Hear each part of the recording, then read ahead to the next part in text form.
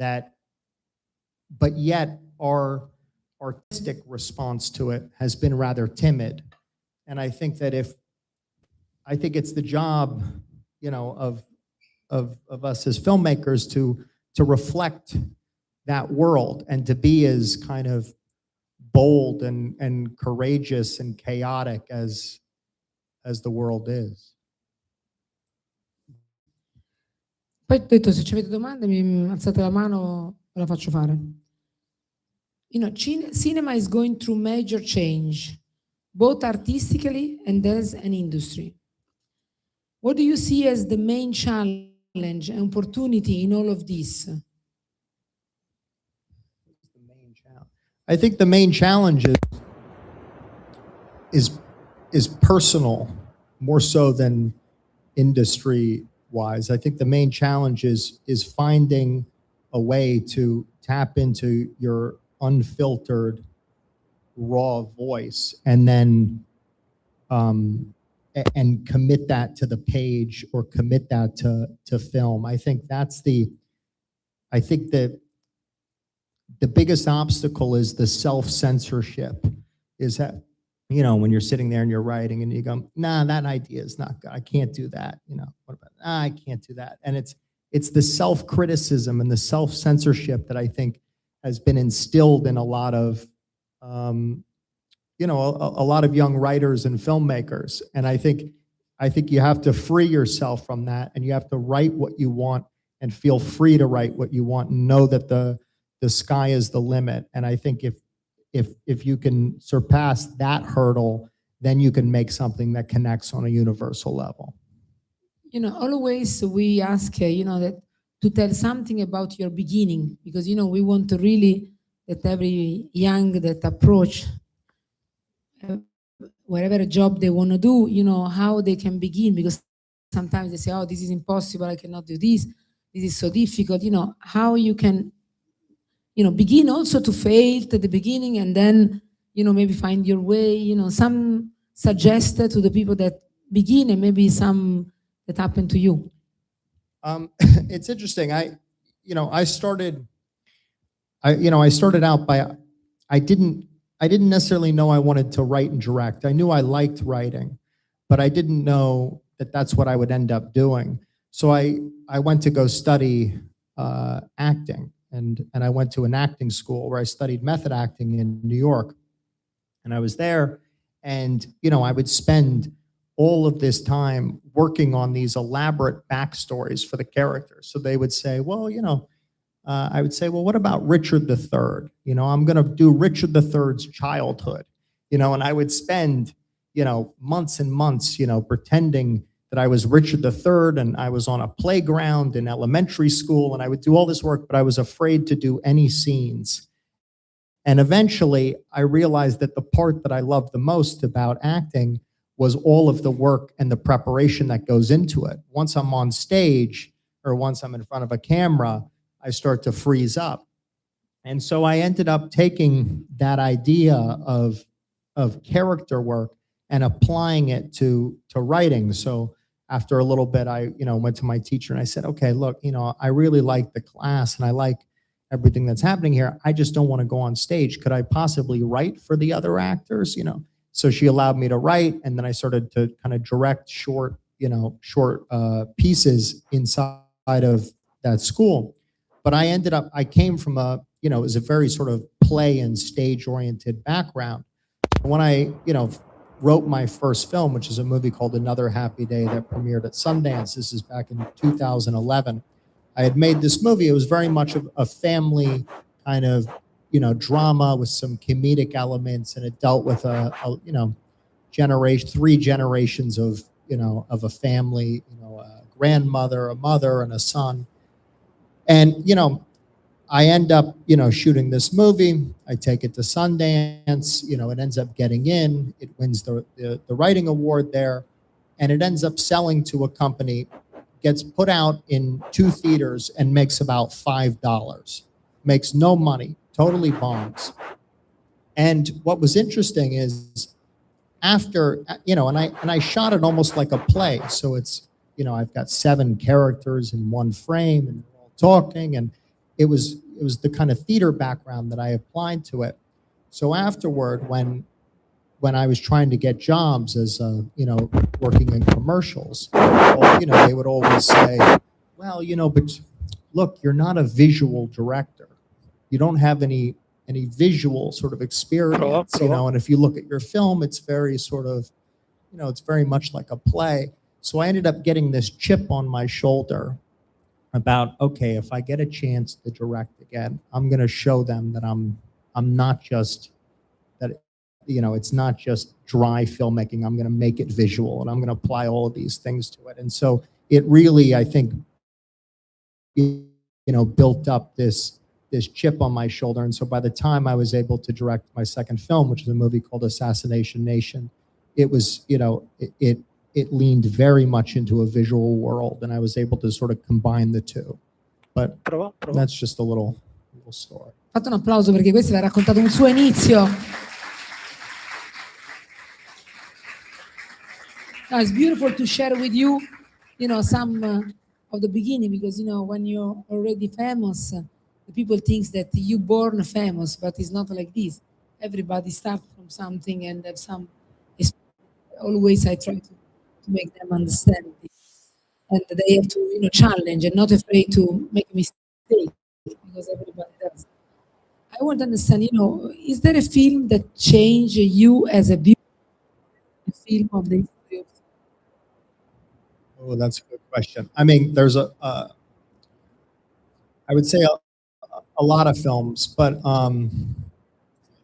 what's a good one? I think, look, if Once Upon a Time in the West, The Good and the Bad and the Ugly, these are movies that really changed how I processed a moment.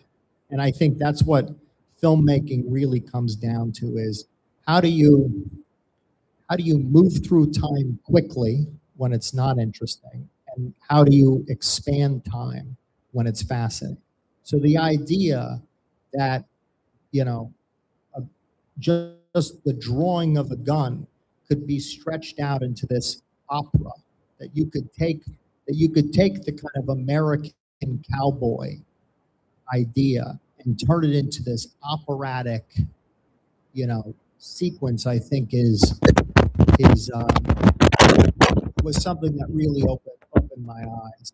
At the same time, if I'm looking at Orson Welles' A Touch of Evil, which is a movie he had made after making Citizen Kane, is the blocking and the energy of the camera, the dolly work in that, going down the alleys, the shadows moving across the walls, the way that he was able to tie dialogue and camera movement together and create this immaculate staging. That, I think, is, I don't know, that's a movie that really sort of electrified me when I was younger, and it's because a lot of it is done in single takes. So he'll do a scene in a house with 10 characters, and the camera starts here and it's on the faces, and then boom, it lands into a close-up, and you start to pull back and someone's moving through the window and going around there. And just that kind of attention to detail in terms of blocking and character, it felt like everything working in unison. And I think that's what I really took away from it, is how does everything on screen work together, kind of, with a certain rhythm and propulsion. Un applauso perché ha nominato anche il film di Sergio Leone, Italian Director, C'era una volta in America, very famous Italian director that we are very proud. As you should be. Fai una domanda, vai. Scusate, avete un microfono, se no glielo do io. A voce alta. So I wanted to ask you which side do you think is the most important one in making? If it is making entertainment or a high quality content, or telling like your own story, a new and original one?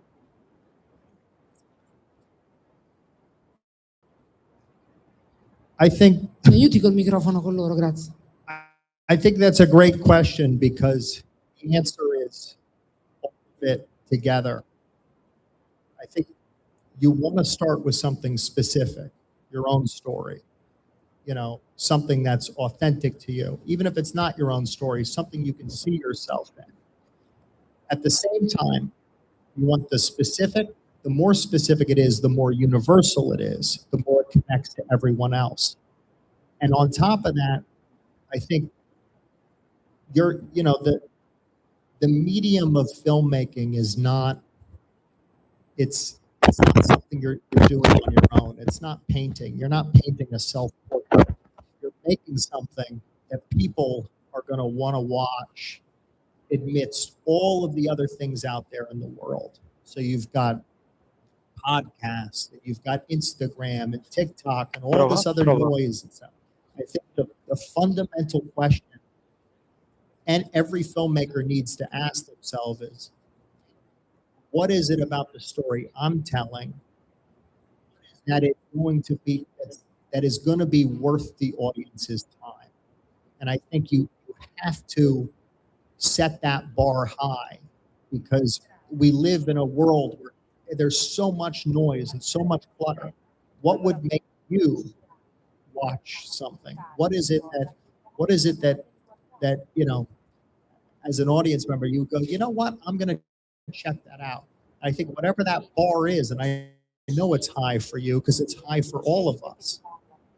So whatever that is, you have to apply it to your own work. It can't just be self-serving in that way of wanting to tell one's own story. You have to connect all of it and to really strive to tell something that's universal. If not, there are other art forms where you can spend more time in, whether it's painting or printmaking but if you're going to be working in film and television, that's the goal, is how do I capture the audience's imagination, and how do I make sure that if my screen is here, right, if you're on that TV, the audience has a screen that's closer to their face. So how am I going to keep their eyes locked on that screen instead of this one? And I think that's the challenge, and it's also the fun.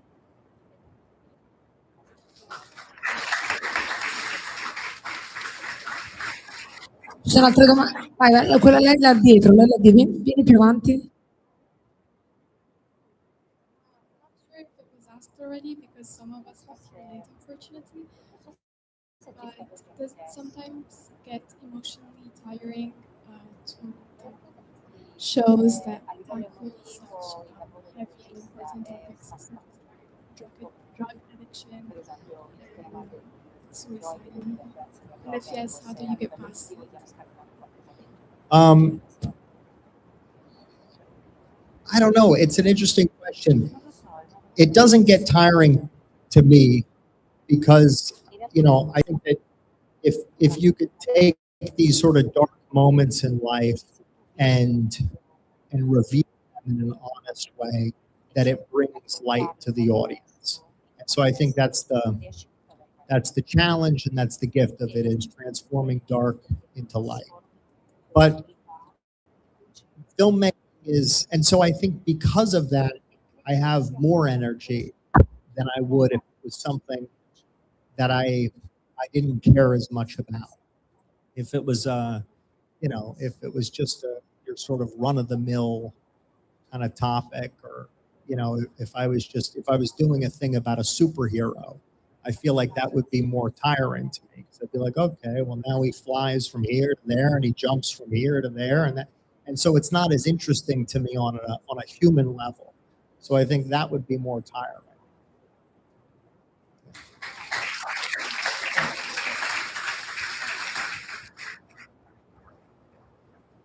Altre domande lì? Non siete lei davanti, lei qui. Non siete timidi. Abbiate coraggio.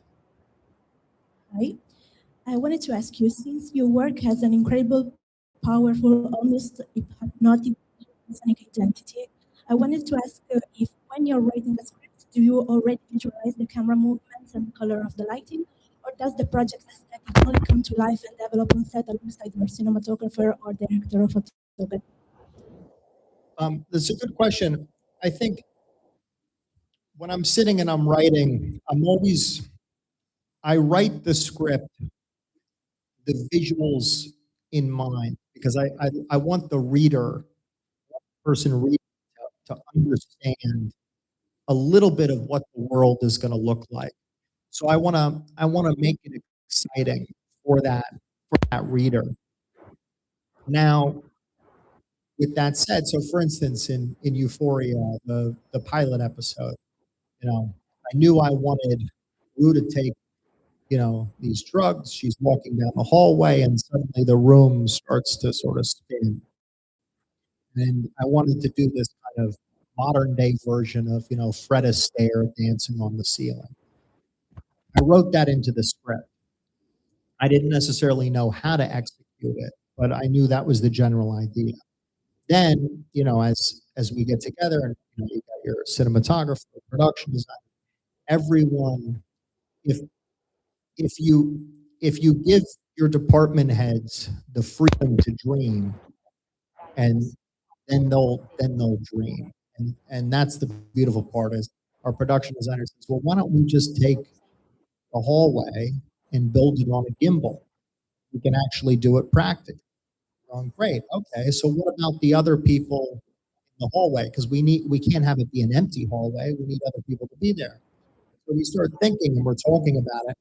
Marcel, our cinematographer, is saying, okay, we can pull the camera back here with a techno crane, but we still keep coming across this issue of what do we do with the people in the hallway? And we decided that what we would do is we would take stunt people and we would put them in the hallway and we would strap their feet to the ground. We would give them cups. We would have, a girl in braids. She'd have two braids and we'd pin braids down, against her shoulders so they wouldn't go up. And so they're carrying on a conversation and we're now turning the room upside down.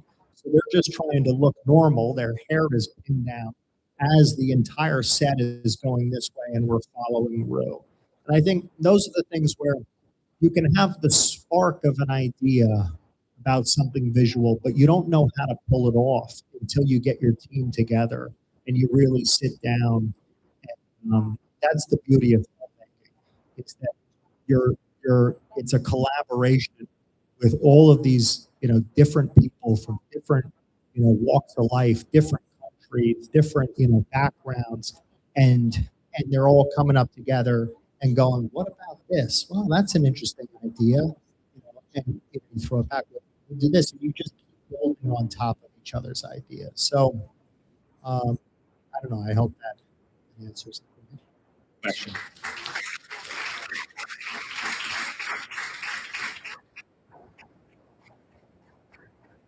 Altra domanda? Ragazzi? Qualche maschio? Solo donne fanno le domande. The men are very shy. Mattia, io mi fare una domanda: quanti vogliono fare registi in questa sala? Per capire, fare una domanda a lui, quale suggerimento può dare ai registi del futuro? Because we have many students that want to be the director of the future, give the possibility also to do the short movie and we judge and we have them, also to do a distribution to the winner with the short movie and bring to Los Angeles to my festival. We try to help them to have the first choice. Which is the suggestion to who want to become director in the future? I think my number one piece of advice is to make something bold and to be courageous. I think that's what's missing from, I think, a lot of different, I think that's what's missing in the world is courage and boldness and not giving. Don't worry too much about what people are going to say or think.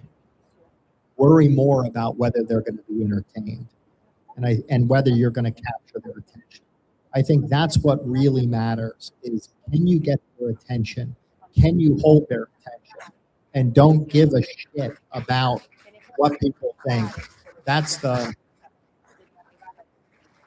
That's what's exciting. And this is very important for them to give, some hope for the future. And also, maybe you can say something to us. I know that you have a lot of projects in the future. Maybe house born and how you understand that, okay, now it's a new idea and I will write this, I will change completely, maybe say something for your future project. Look, it's interesting. We made season 1 of Euphoria. We went to HBO and said, okay, here's the thing. We want to change, we want to change the way in which we're shooting it. We want to give it a different look. We want to take away some of the colors here, make it a little darker, a little messier look. And to season 2. Then once we finished that, we went to, back to HBO for season 3. We did the same thing again. I think what's important to me is, as an artist, that if you're working with a group of people that you collaborate with, and that you trust, and that you really admire, is that you continue to evolve and reach new heights. I think it's very easy, if something works, to kind of stay and chase that over and over again. Okay, season 1 worked. All right, we'll do the same thing. And then next thing you know, you look up, it's 15 years later and no one cares.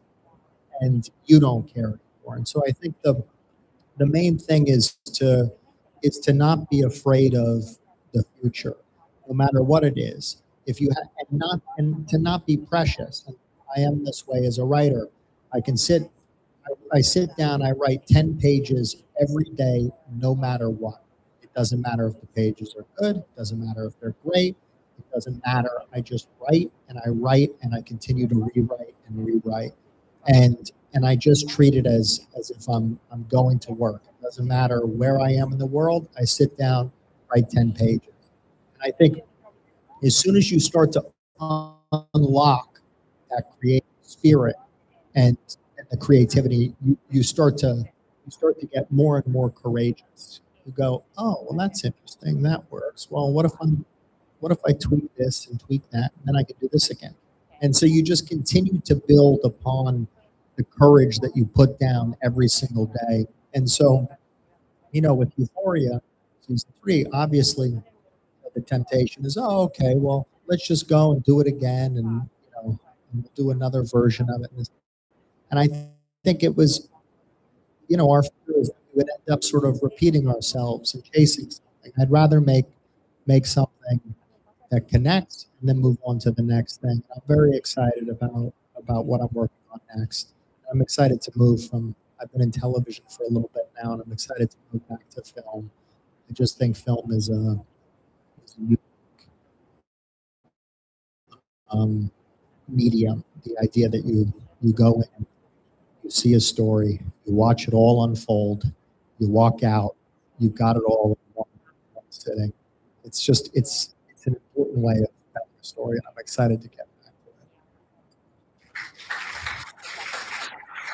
it. Signore e signori, grazie a Sam Levinson. Thank you for having me. Thank you.